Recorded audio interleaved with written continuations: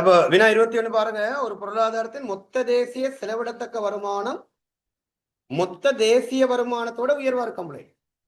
அப்ப மொத்த தேசிய வருமானம் ஜிஎன்வையை விட செலவிடத்தக்க ஜிஎன்வை கூடவா இருக்கும். அப்ப நாங்க சமன்பாடு வளமை போடுவோம். ஜிஎன்வையோடு தேறிய முழு உலகில் இருந்தான்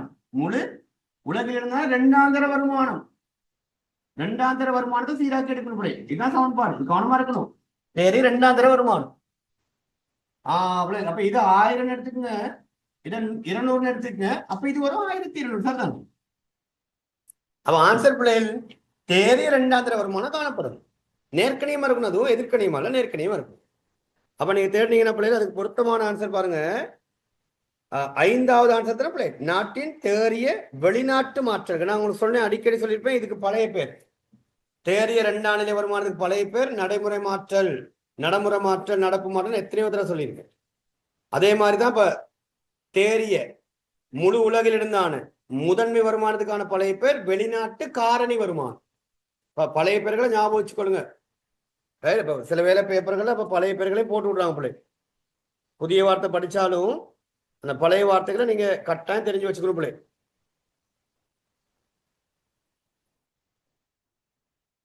சில பிள்ளை அப்ப பொருத்தமான ஆன்சர் 5வது பிள்ளை.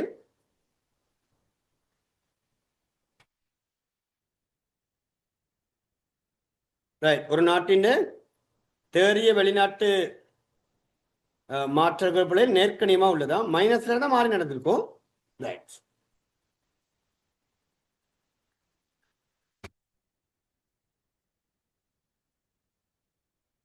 சரி பிள்ளை, ரைட், ஓகே.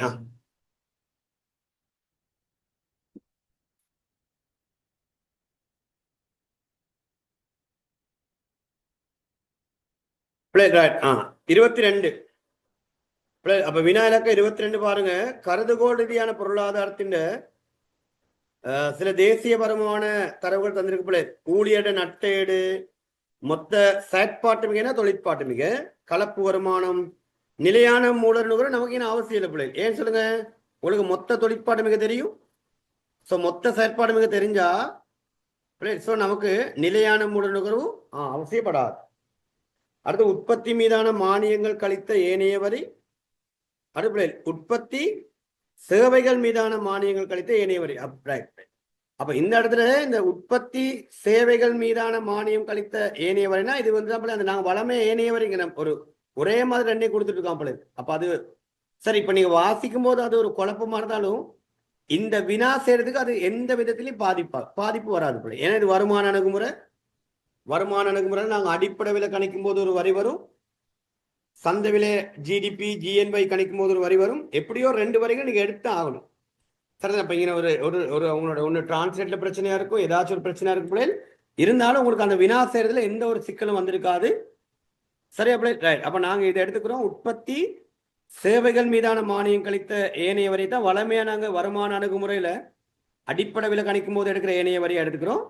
அடுத்து உற்பத்தி மீதான மானியங்கள் கழித்த ஏனைய வரிகள் தான் நாங்கள் வளமை எடுக்கிற சந்தை விலை கணிக்கும் போது வளமை எடுக்கிற டெக்ஸ் எடுத்துக்க போல இது. சரி. அப்ப இதுதான் நீங்க வளமை எடுக்கிற டெக்ஸ் எடுக்க போறீங்க. சரி, ஓகே பிள்ளை. வினா மொத்த உள்நாட்டு உற்பத்தி என்ன, மொத்த தேசிய வருமானம் என்ன. ரைட். அப்ப நான் கணிச்சு காட்டுறேன், வாங்க போ. இப்ப மொத்த உள்நாட்டு வருமானம், மொத்த தேசிய வருமானம்.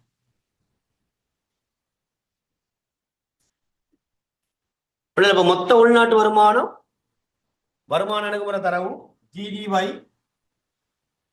ஜிடிஒய் வருமான அணுகுமுறை தரவு ஜிடிஒய் சொல்லுங்க. முதலாவது நீங்க அடிப்படை விலைக்கு போங்க. முதலாவது அடிப்படை விலை கணிப்பா பிள்ளை. அப்ப அடிப்படை விலை கணிக்கிறதுக்கு என்னென்ன செய்ய, அடிப்படை விலைக்குள்ள ஊழியர் நட்டையீடு 600, மொத்த தொழிற்பாட்டு விகிதம் செயற்பாட்டு விகிதம் 800. அடுத்து மொத்த கலப்பு வருமானம் 850. அடுப்படை உற்பத்தி சேவைகள் மீதான மானியம் கழித்த ஏனைய வரை 120. இதெல்லாம் சேர்த்தீங்கன்னா அடிப்படை விலையில என்ன பண்ணி வரும், அடிப்படை விலையில கூட்டப்பட்ட பெறுமதி. உற்பத்தி அணுகுமுறையில் அடிப்படை விலையா. இனி இதோட இந்த சந்தை விலைக்கு போனாப்புல உற்பத்தி மீதான மானியம் கழித்த வரை 50. இதையும் சேர்த்து. சரி. அப்ப இதெல்லாம் அப்ப இதெல்லாம் சேர்த்து எடுத்தீங்கன்னு சொன்னா மொத்த உள்நாட்டு உற்பத்தி பிள்ளை வரும் 2420 வரும் பிள்ளை. ஓகேயா? சரி. மொத்த தேசிய வருமானம் போகணுமா பிள்ளை என்ன செய்யணும்? ஜிஎன்வைக்கு போகணுமா பிள்ளை? அப்ப ஜிஎன்வைக்கு போகணுமா? இந்த ஜிடிவையோட மொத்த உள்நாட்டு வருமானத்தோட பிள்ளை முழு முழு உலகிலிருந்துமான தேறிய முதலாம் தர வருமானம். பாருங்க, வெளிநாட்டிலிருந்தான தேறிய முதன்மை வருமானம் இருக்கா? அது மைனஸ் இருக்கு பிள்ளை. மைனஸ் என்ன கழிப்படுமா? மைனஸ் என்ன கழிப்படும்? வெளிப்பாச்சுன்னா சரி பிள்ளை. நான் குறியீடு போடுமே. இதோட net foreign income, net primary income, net primary income இது 2420 பிள்ளை. சரி. அது பாருங்க, தேறிய முதன்மை வருமானம் -20 வழிபடுவோம் வரும். அப்ப 2400 இலகுவா செய்யலாம். சமன்பாடு உங்களுக்கு மனப்பாடம் என்றா சரி. இன்னும் வரைக்கும் சமன்பாடு பாடமாக்கலையா? தயவு செய்து பாடமாக்கி எடுத்துக்கொள்ளுங்க. நாளைக்கு நாள் ஒரு நாள் இருக்கு பிள்ளை. சரியா? இலகுவா மார்க்ஸுகள் எடுத்துக்கொள்ளலாம் நீங்க தேசிய கணக்கு.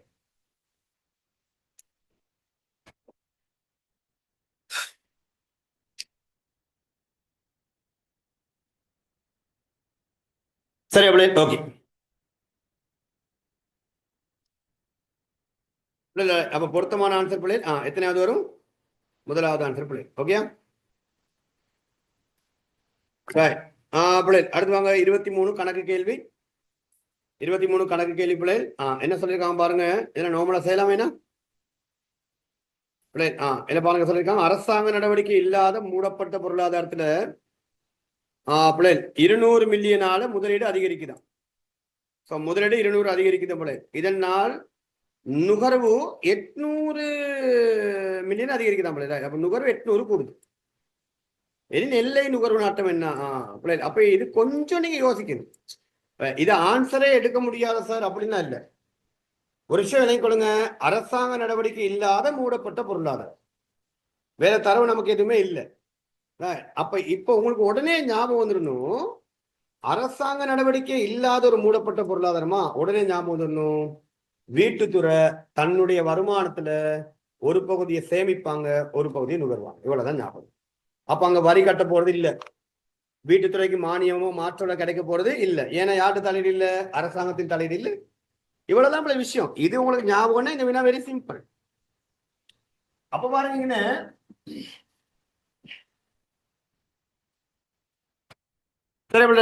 அப்ப இங்க பாருங்க, அரசாங்க நடவடிக்கை இல்லாத மூடப்பட்ட பொருளாதாரத்துல 200 மில்லியனான முதலீடு கூடுதான். அதன் விளைவாக நுகர்வு பிள்ளைகள் 800 கூடுது. சரிதானே? அப்ப உண்மையிலே சொல்ல போனா பிள்ளைகள், அப்ப நுகர்வு 800 கூடுதுன்னு சொன்னா ஒரு விஷயம் வச்சு பாருங்க. வருமான மாற்றம் இருக்குல்ல, டெல்டா வை. வருமான மாற்றத்துல என்ன பிள்ளைகள்? வருமான மாற்றத்துல ரெண்டு விஷயம் தான் நடப்பாங்க. ஏன்னா ஒரு பகுதி நுகர்வு மாற்றம், மறுபகுதி சேமிப்பு மாற்றம். அப்ப உங்களுக்கு தெரியும் பாருங்க, நுகர்வு 800 கூடுதான். ரைட் போடுங்க. அப்ப நுகர்வு 800 கூடுது, நுகர்வு மாற்றம் 800. சரி சரி. அப்ப சேமிப்பு மாற்றம் நான் மார்னிங் கிளாஸ்ல உங்களுக்கு விளங்கப்படுத்தினேன். அரசாங்க தலையீடு இல்லாட்டி எஸ்ஸும் ஐயும் ஒண்ணுக்கு ஒண்ணு சமனா இருக்கும், சமநிலையில. அப்ப முதலீடு எவ்வளவு கூடுதோ அந்த அளவுக்கு சேமிப்பு கூடியிருக்கும். ஞாபகம் தெரியலாம். எஸ் சமன் ஐத்தான வெளிப்பாய்ச்சல் சமன் உட்பாய்ச்சல். அப்ப சேமிப்பும் நிச்சயமா 200 கூடியிருக்கும். இப்ப தேர்வு. அப்ப ரெண்டும் சேர்ந்து வருமானம் எவ்வளவு கூடியிருக்கும்? 1000 கூடியிருக்கும் வருமானம். இப்ப நேரடியாக இருக்க ஆன்சர். இப்ப வருமானம் 1000 கூடியிருக்குன்னா என்ன பாருங்க, வருமான மாற்றம் 1000, நுகர்வு மாற்றம் 800. அப்ப எப்படி எம்பிசி போடுவோம்? எம்பிசி சமன் டெல்டா வையின் மேல் டெல்டா சி, டெல்டா வையின் மேல் டெல்டா சி. அப்ப வருமானம் 1000 கூடுது,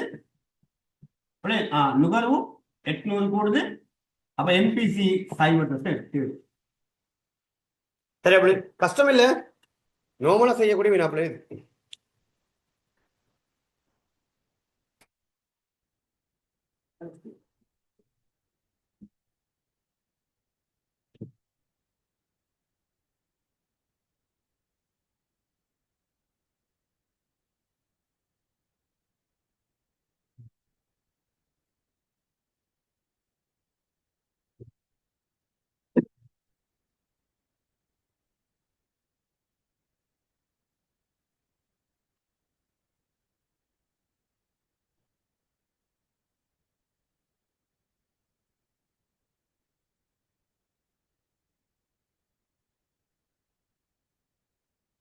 பிள்ளைகள் சரிதானே இப்போ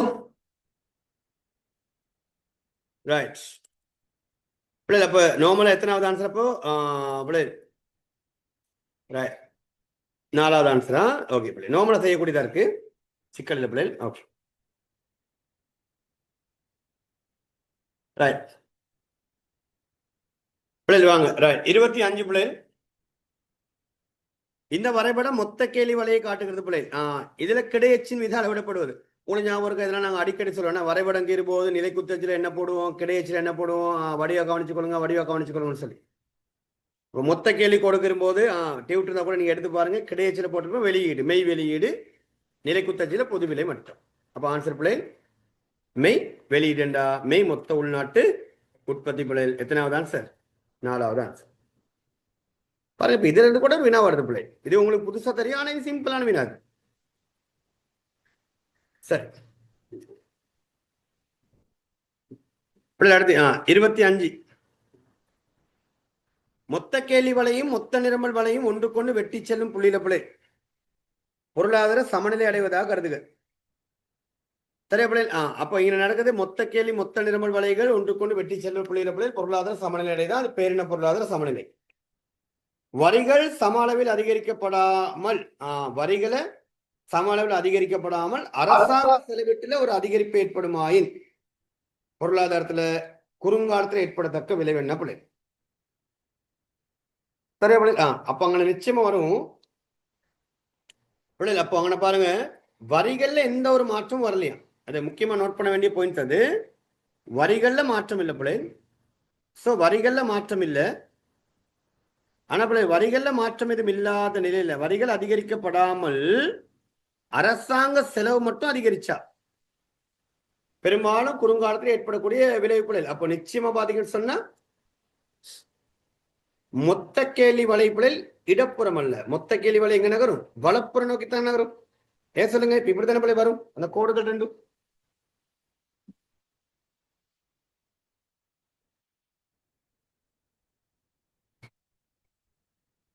இப்ப இப்படி இருப்பீங்க நீங்க கிடைச்சி மெய் வெளியீடு நிலை குத்தச்சில விலை மட்டம் அவளை பூஜ்ஜியம் அப்ப இது மொத்த கேள்வி கோடு ஏடி மொத்த கேள்வி கோடு ஏடி இது மொத்த நிரம்பல் வலை ஏஎஸ் அவர் ரெண்டு சந்திக்கும் போது பிள்ளை அங்க சமநிலை புள்ளி உருவாகும் ரைட் ஓகே இது விலை மட்டம் வரும் இப்ப சொல்லியிருக்காங்க பாருங்க பிள்ளை வரிகள்ல மாற்றம் இல்ல அரசாங்க செலவு அதிகரிச்சா அப்ப உங்களுக்கு ஞாபகம் இருக்கும் உடனே இப்ப ஏடிக்குள்ள வரக்கூடிய ஏடிக்குள்ள சீசக ஐசக ஜீசக எக்ஸ் இந்த இடத்துல அப்படிதான் வரும் அப்ப ஜி கூடுச்சுன்னா அப்ப ஜி கூடுச்சுன்னா ஏடி கூடும் அப்ப ஏடி கூடுதல் பிள்ளை அப்ப ஏடி கூடுச்சுன்னா ஏடி கோடு வளைப்பா ஏடி வலை பிள்ளை வளர்ப்பு நோக்கி சோ ஏடி வந்தா பிள்ளை அப்ப இப்படி அப்ப இங்க புதிய புள்ளி வந்து சரி அப்ப பாருங்க 2வது ஆன்சர் மொத்த கேள்வி வலை வலப்புறமாக நகர்வதுடன்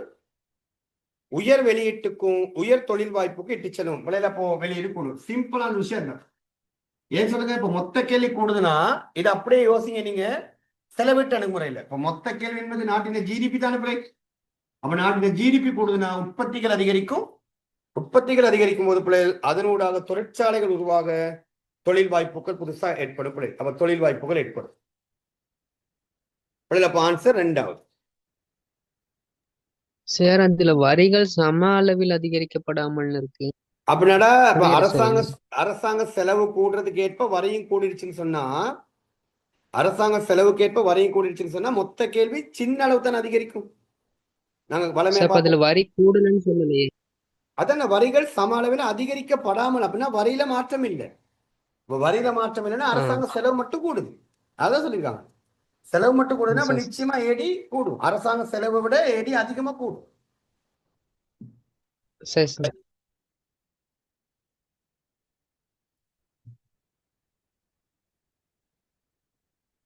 அப்ப இதோட உங்களுடைய 12th சிலபஸ் முடியுது உண்மையா சொல்ல போனா இந்த பேப்பர்ல 25 கேள்வியில உங்களுக்கு சிக்கல் வரக்கூடிய கேள்வினா ஒண்ணு இந்த 25வது கேள்வி சிக்கல் வந்திருக்கலாம் அடுத்து 24வது என்னைய பொறுத்த மட்டும் அந்த கேள்வி பிரச்சனை இல்லை ஒண்ணு நீங்க அந்த வரைவுகள் அந்த அச்சுகள் பார்க்காட்டி உங்களுக்கு அது பிரச்சனை வந்திருக்கலாம் சரியா பிள்ளை 25 24 மற்றது பிள்ளை மற்ற எதுவுமே பெரிய ஒரு சிக்கலான கேள்விகளை இங்க எனக்கு தெரியல பிள்ளை, உங்களுக்கு அது எப்படி தெரியல. ஆனா உண்மையிலே செய்யக்கூடிய மாதிரி இருக்கும். இப்போ இதே மாதிரி ஒரு பேப்பர் தான் உங்களுக்கு வரப்போகுது எக்ஸாமுக்கு. ரைட், சரி அப்படியே ரைட். வாங்க அப்போ பணம் வங்கி தேர்ச்சி 6, பணம் வங்கி தேர்ச்சி 6 பிள்ளை. ஒரு வியாபாரி தனது பெட்டகத்தில் இருந்து 50,000 எடுத்து அப்பணத்தை வணிக வங்கியில வைப்பு செய்யறான்னு பிள்ளை தான். இப்போ பேங்க்ல கொண்டு அதை டிபாசிட் செய்யறாரு பிள்ளை. அவட காசு பெட்டிக்கிற எடுத்துக்கொண்டு பேங்க்ல டிபாசிட் பண்றாரா? சரி. வங்கியிடம் மிக ஒதுக்கு இல்லை என நியதி ஒதுக்கு தேவை 10 ஆயின் இந்த வைப்பானது வங்கியின் தேவையான ஒதுக்குகளையும் கடன் வழங்கும் ஆற்றல் பிள்ளை. இது ஒரு வங்கி, நீங்க நார்மலா செஞ்சிருக்கலாம். நான் அதுல உங்களுக்கு சிக்கல் படுத்தல. அவசியமான ஒதுக்கை மூலமா 50,000 வைப்புக்கு 100க்கு 10 தானே ஒதுக்கணும். அப்ப இதோட அவசியமான ஒதுக்கு 5,000 பிள்ளை. சரியா? 5,000 அவசியமான ஒதுக்கு. அப்போ 5,000 ஒதுக்கிட்டாப்புல மிச்சம் அவங்ககிட்ட எவ்வளவு இருக்கும்? 45,000 இருக்கும். 40,000 கடன் கொடுக்கலாம். இதெல்லாம் கஷ்டமானு சொல்லுங்க. எந்த ஒரு பிரச்சனை இல்லை பிள்ளை. அப்போ எத்தனாவது ஆன்சர்? 4வது ஆன்சர்.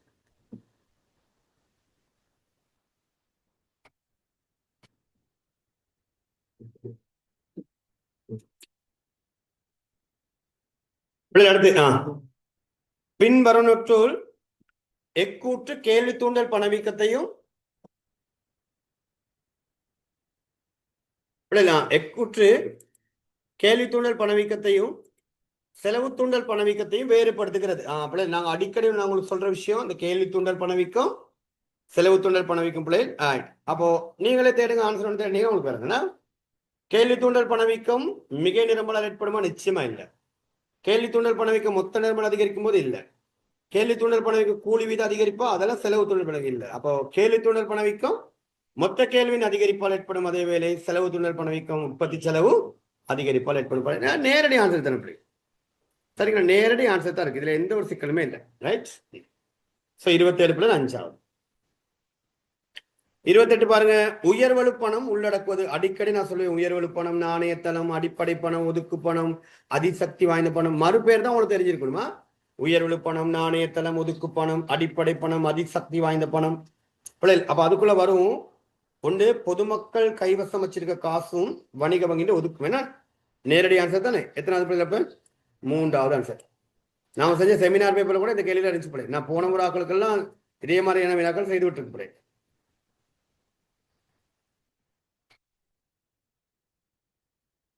சரி பிள்ளை. அடுத்து பாருங்க, இது அடிக்கடி கேட்கிற இன்னொரு கேள்வி. வட்டி வீதத்து இதெல்லாம் பாஸ் பேப்பர் கேள்வி. 29 பாஸ் பேப்பர் கேள்வி.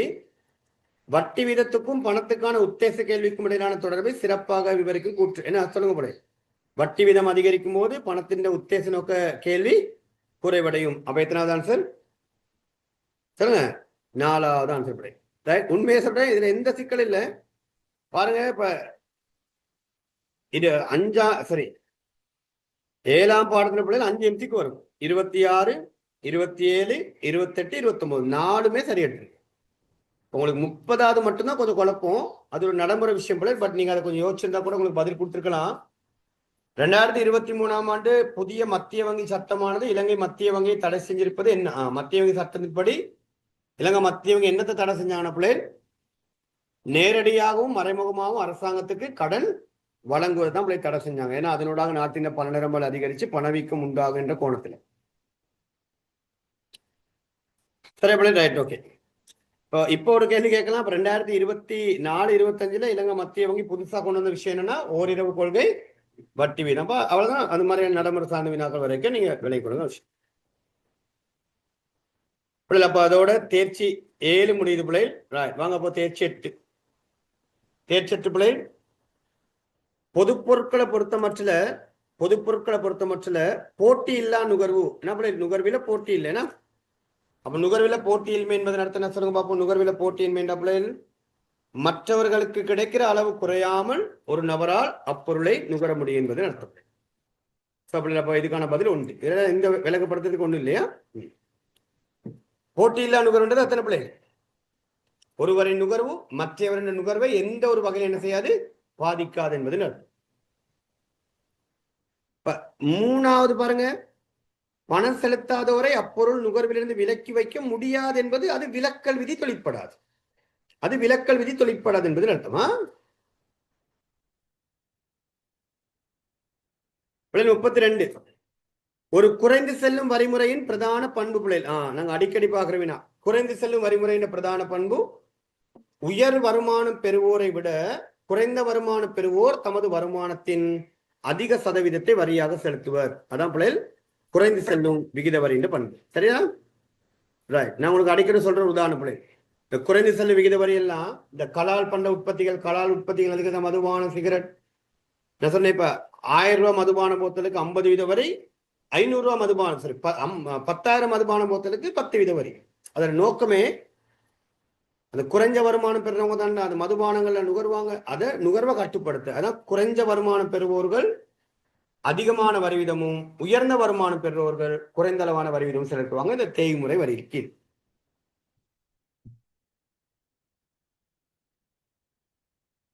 அடுத்து வினா இலக்கம் 33. இறைக்கொள்கை மீது இறைக்கொள்கை மீது மாற்றல் செலுத்துதல்கள் பிள்ளைலாம். இப்ப இறைக்கொள்கை என்றால் உங்களுக்கு ஞாபகம் இருக்கணும், அரசாங்கத்தின் இறைக்கொள்கை பிள்ளை. அரசாங்கத்தின் வருமானம், அரசாங்கத்தின் செலவுகள், பாதீடு பற்றாக்குறைக்கான நிதியீட்டம் பிள்ளை. இப்ப மாற்றல் செலுத்துதல்களின் விளைவு பற்றி மிகச் சரியான கூற்று பிள்ளை. அப்ப மிகச் சரியான கூற்று. அப்ப நீங்க பாத்தீங்கன்னா பிள்ளைகள், மாற்றல் செலுத்துதல்களால் அரசாங்க செலவீடுகள் அதிகரிப்பதன் மூலம் அது மொத்த கேள்வி நேரடியாக பாதிக்க நிச்சயமா இல்லை. இன்னைக்கு காலையில விளங்கப்படுத்த நினைக்கிற பிள்ளைகள் சரிதானே? உங்களுக்கு பாருங்க, நீங்க கூட எழுதியிருக்கேன், இந்த இடத்துல வார ஜி என்பது, இந்த இடத்துல வார ஜி என்பது பிள்ளைகள் அரசாங்கம் பொருட்கள் சேவைகளை கொள்வனவு செய்யற நுகர்வு செலவும் மெய்ச்சொத்து கையேற்போம். இதுக்குள்ள அரசாங்கத்தின வட்டி கொடுப்பனவுகளோ இல்லைன்னா அரசாங்கத்தின மாற்றல் செலுத்துதல்களோ இந்த மொத்த செலவுகள் என்ன செய்ய, அது சரி இந்த அரசாங்க செலவு ஜிக்குள்ள உள்ளடங்காது. தெளிவா விளங்கி கொடுக்கும். இதுக்குள்ள வரும் பயன் தர அரசு செலவுகள் மாத்திரம்.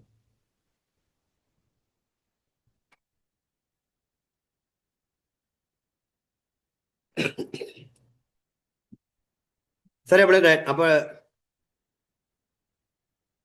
அப்ப பொருத்தமான ஒரு ஆன்சர் தேர்ந்தீங்கன்னு சொன்னா 33வது பாருங்க, 3வது ஆன்சர் வரும். என்னடா 3வது ஆன்சர் பாருங்க, மாற்றல் செலுத்துதல்கள் பொருட்கள் சேவைகளின் உற்பத்திக்கு நேரடியாக பங்களிக்காமல் அது அரசாங்கத்தின் செலவிட்ட மாத்திரம் அதிகரிக்கப்படும். அதனால நான் ஓய்வூதியம் கொடுக்கறதுனால, என்னடா ஓய்வூதியம் கொடுக்கறதுனால, அசஸ்ப கொடுக்கறதுனால நாட்டின் உற்பத்தியில எந்த ஒரு பாதிப்பும் இல்லை. எப்படி எந்த ஒரு உற்பத்தியில எந்த ஒரு பாதிப்பும் இல்லை. சரியா பிள்ளை? ஓகே. இப்ப உங்களுக்கு விளங்கும். இப்ப இன்னைக்கு நேற்று நம்ம நாட்டு ஜனாதிபதி பாராளுமன்றத்தில் பிள்ளை வரவு செலவு திட்ட உரை நிகழ்த்தினாரு.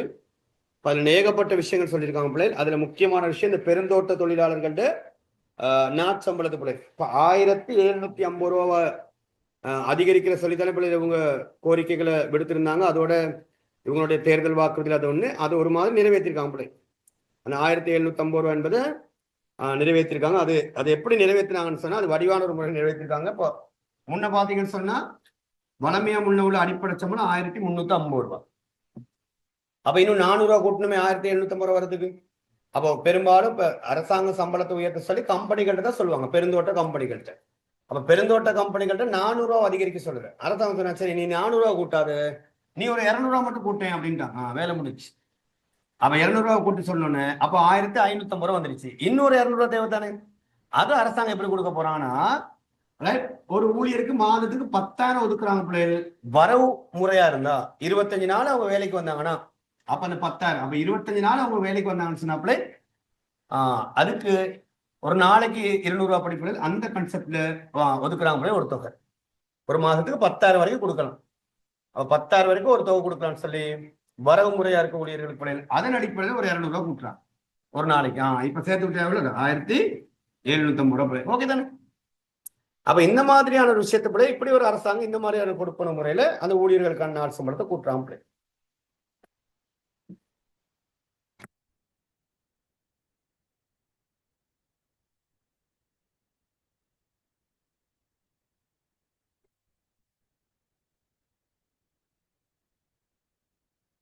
பிள்ளைகள் 34வது நடைமுறை சார்ந்த வினா, அது நம்ம படிச்சிருக்க பிள்ளைகள் 2022 இலங்கையின் வருவாயில அதிகமான பங்கு பிள்ளைகள் சொல்லுங்க. அப்போ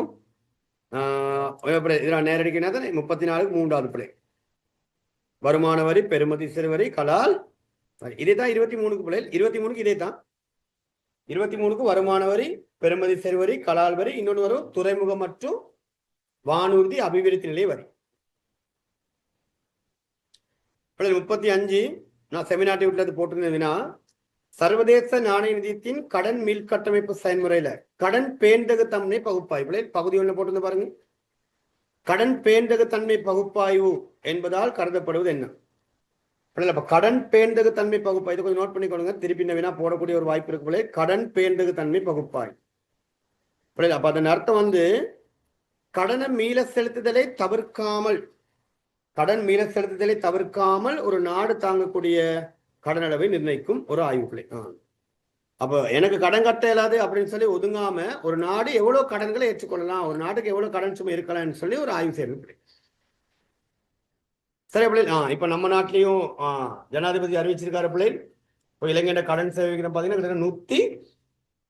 104 வீதமா 104 வீதத்துக்கு மேல இருக்கு பிள்ளை. 100 வீதத்தை தாண்டி இலங்கையிட்ட பொதுப்படுகடன் இருக்கு.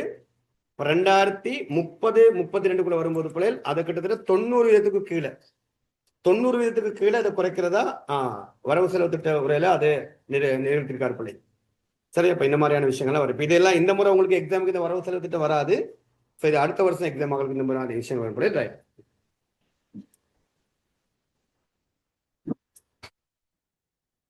பிள்ளை அப்போ பொருத்தமான ஆன்சர் முதலாவது ஆன்சரா? சரி.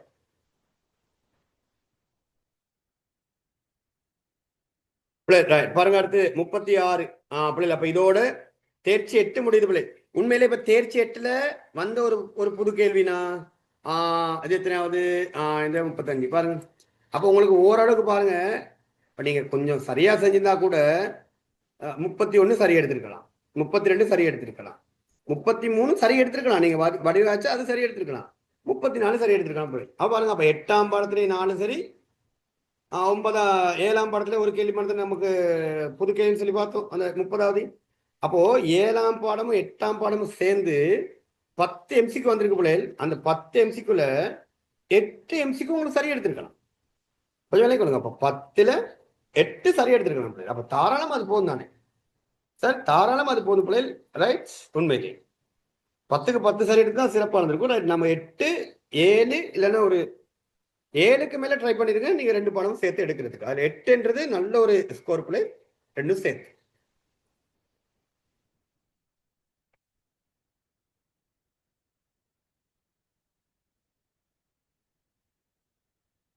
சரி பிள்ளை. ரைட். வாங்க அப்படியே தொடர்ந்து நாங்க பயணிப்போம். தேர்ச்சி 9, தேர்ச்சி 10 பிள்ளை. அப்ப 36க்கு பிறகு விலைக்கு கொடுங்க. 36க்கு பிறகு தேர்ச்சி 9, தேர்ச்சி 10, தேர்ச்சி 11, தேர்ச்சி 12. கிட்டத்தட்ட பாத்தீங்கன்னா சொன்னா பிள்ளை ஒரு எத்தனை எம்சிக்கு இருக்கு? அதுக்கு பிறகு 15 பகுதியான வினாக்கள் இருக்கு பிள்ளை. அந்த 15 பகுதியான வினாக்களும் இதுக்கு 2 வரக்கூடிய வினாக்கள் பிள்ளை. ரைட். சொல்லுங்க பிள்ளை. அப்போ ஒரு நாடு உட்பட்டு ரீதியான நன்மையை கொண்டிருப்பது எப்போ பிள்ளை? அப்ப இதெல்லாம் நோமலா நீங்க பார்க்கலாம். அமைச்சலவு அடிப்படையில ஒரு நாடு எந்த உற்பத்தியில குறைஞ்ச அமைச்சலவு இருக்கோ அந்த நாடு அந்த உற்பத்திக்கு ஒப்பிட்டு நன்மை பிள்ளை. அப்ப நேரடி வினா பிள்ளை, இது நேரடி வினா, அதோட இது பாஸ் பேப்பர் வினா. இந்த பேப்பர்ல பாத்தீங்கன்னா ஒரு 3-4 எம்சிக்கு பாஸ் பேப்பர் வினா பிள்ளை. கடந்த கால வினாக்கள் அப்படியே போட்டிருக்காங்க. அப்பொருளை உற்பத்தி செய்ய அந்நாடு அதிகுறைவான அமைச்சலவை கொண்டிருக்கும் போது. சரி பிள்ளை. ஓகே, வாங்க அடுத்து 37வது பிள்ளை. இறக்குமதி உள்ளீட்டின் பெறுமதி 5000, முடிவு பொருள் பெறுமதி 10,000. ஒரு உள்நாட்டு கைத்தொழிலை கருத்தில் கொள்க. முடிவு பொருள் மீது 25 வீத வரி. பிள்ளை கவனிங்கோ, முடிவு பொருளுக்கு 25 வீத டாக்ஸ் பிள்ளை. அப்ப முடிவு பொருளுக்கு 25 வீத வரியும் இறக்குமதி உள்ளீடுகளுக்கு பிள்ளை. இப்ப இறக்குமதி உள்ளீடுகளுக்கு 20 வீத தீர்வையும் விதிக்கப்பட்டா பயனுறுதி வாய்ந்த பாதுகாப்பு வீதம் என்ன பிள்ளை? நாங்க நேற்று பார்த்தோம் இந்த வினா. சரி, வாங்க நான் ஒரு அதை கணக்காக செஞ்சு காட்டுறேன், கவனிச்சுக்கொள்ளுங்க.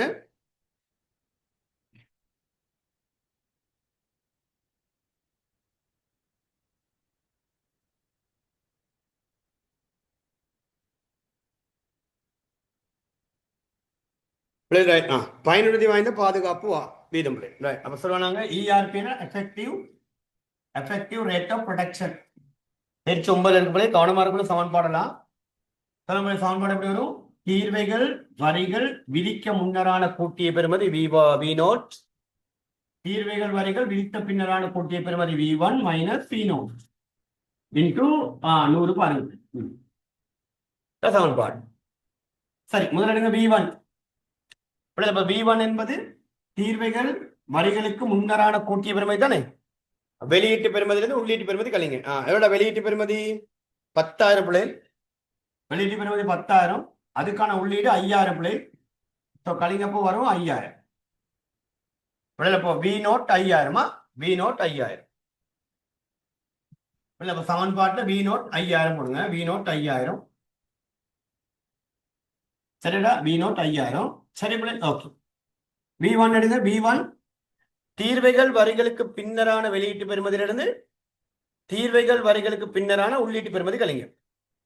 அப்ப தீர்வை வரிக்கு பின் வெளியீட்டு பெறுமதி எடுங்க. அப்ப தீர்வை வரிக்கு பின் வெளியீட்டு பெறுமதி பிள்ளை அந்த 10,000 வெளியீட்டுக்கு முடிவு பொருள் மீது 25% வரி. அப்ப 10,000க்கு 100க்கு 25 பிள்ளை சேர்த்தே போடுவோமா? 100க்கு 125 வெளியீட்டு பெறுமதி வரும். மைனஸ் உள்ளீடு பிள்ளை 5,000க்கு 100க்கு 20 பிள்ளை. அப்ப 100 மேல் 120 போடுங்க. அப்ப இங்க வரும் 12,500. இங்க வரும் 6,000 பிள்ளை. 6,000 வரும் வேணா. வரும் 6,500 வரும். V1 பிள்ளை 6,500. இப்ப போடுங்க சமன்பாடு. அப்ப இப்போ V1 மைனஸ் V0. அப்ப V1 6,500, V0 5,000 தரவுக்கு பாருங்க பிள்ளை. அப்ப சமன்பாடு படி பாத்தீங்கன்னு சொன்னா 5,000 மேல் கழிச்சடுங்க 1,500 தர 100 வீதம் பிள்ளை. சரியா பிள்ளை? இன்னும் சைவன் கட் பண்ணுவோமா? வெட்டுவோமா? சரியா பிள்ளை? வெட்டினப்போ வரும் 2 பிள்ளை. அவன் பேருக்கு நேரத்தில் 30% நேரடி பாருங்க. 30%.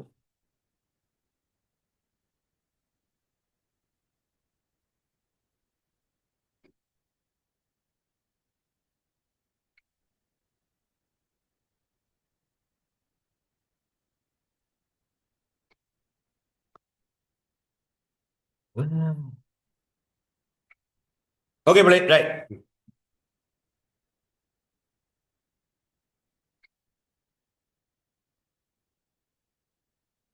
அடுத்து 38 நம்ம அடிக்கடி பார்த்துட்டோம். இலங்கை கைச்சாத்துட்டுல புத்தம் புதிய இருபக்க தாராள வர்த்தக உடன்படிக்கை பிள்ளை தாய்லாந்தோட ஆன்சர். அப்ப தாய்லாந்து இலங்கை, தாய்லாந்து இலங்கையா?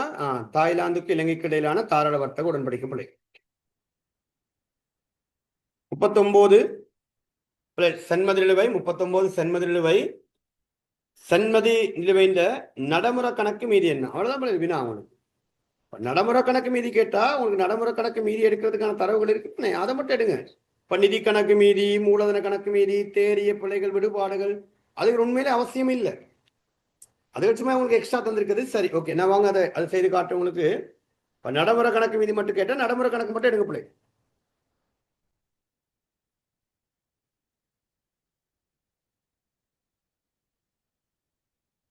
இந்த சென்மதி நிலுவை வீடியோக்கள் இருக்கு யூடியூப்ல இருக்கா?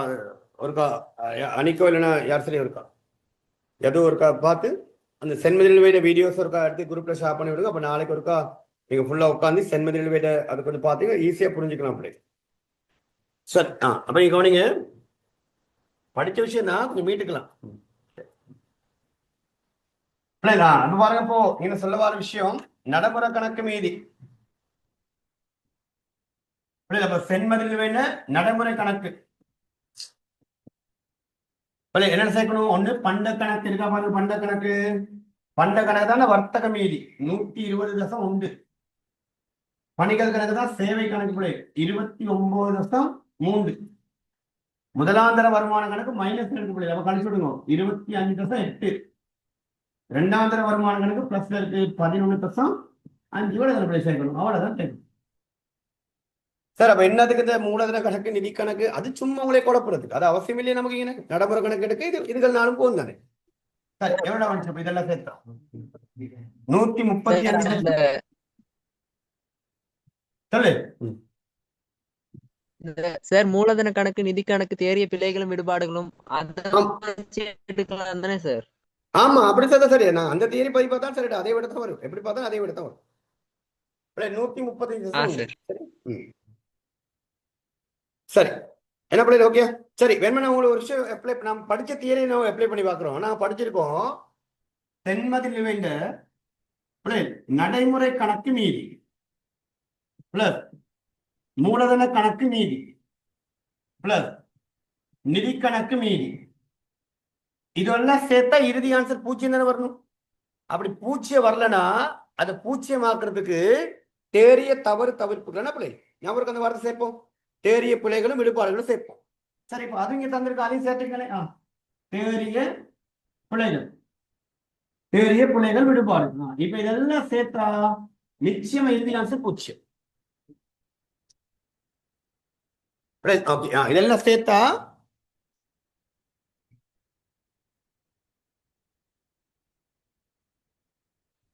இறுதி ஆன்சர் பூஜ்ஜியம் வரும் பாருங்க பூஜ்ஜியம் வருது எல்லாம் சேர்த்து பாருங்க நடைமுறை கணக்கு 135 மூலதன கணக்கு பாருங்க பிள்ளை மறை 35 நிதி கணக்கு பாருங்க மறை 112.6 தேறிய பிள்ளை பிளஸ்ல நிக்குது 12 தசம் எல்லாம் சரியா நீங்க எல்லாம் சேருங்க நிச்சயம் எவ்வளவு விட பூஜ்ஜியம் சேர்த்து பாருங்க பூஜ்ஜியம் வரும் பாருங்க அப்ப நாங்க படிச்ச தியரியை கூட இப்படி அப்ளை பண்ணி பார்க்கலாம் ரைட் அப்ப டைம் முடிஞ்சிடும் முடிஞ்சோன்னா திருப்பி வாங்க ஒரு ஒரு 10 நிமிஷம் கூட போகாது பிள்ளை முடிச்சிடலாம் பேப்பர் சரியா ஃபுல்லாக முடிச்சிடலாம் முடிச்சிட்டு வாங்க சார் லிங்க்ல தானே சார் ஜாயின் ஆகணும் நான் லிங்க் எந்த லிங்க்ல ஜாயின் ஆகுங்க